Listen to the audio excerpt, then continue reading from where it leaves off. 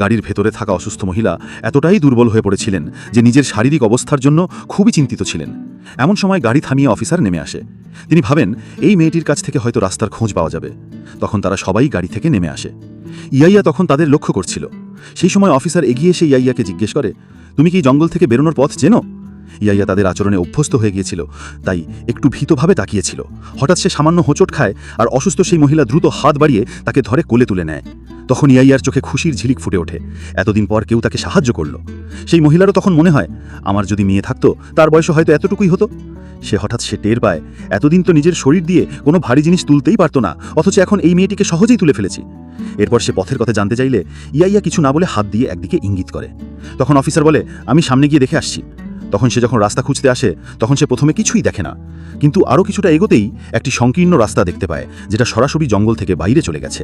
তখন সে খুশি হয়ে বলে, রাস্তা পেয়েছি, মনে হচ্ছে আমরা এখান দিয়ে বেরিয়ে যেতে পারবো। সবাই খুশি হয়। আন্ডি খুশি হয়ে বলে, চলো তাহলে দেরি না করে বেরিয়ে পড়ি। সেই অসুস্থ মহিলা তখন ইয়াইয়াকে ধন্যবাদ জানিয়ে বলে, এই মেয়েটির কারণেই আমরা পথ পেয়েছি।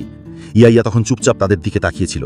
বিদায়ের আগে সেই মহিলা তাকে কিছু খাবার এগিয়ে দিয়ে বলে, এটা আমার তরফ থেকে উপহার হিসাবে রেখে দাও। ইয়াইয়া প্রথমে নিতে চাইছিল না, কিন্তু মহিলা বলে, তাহলে ব্যাগে রেখে দাও। ইয়াইয়া ব্যাগ ধরতেই টের পায় মহিলার শরীর আবার দুর্বল হয়ে পড়ছে। সে তাড়াতাড়ি মহিলার হাত ধরে ফেলে।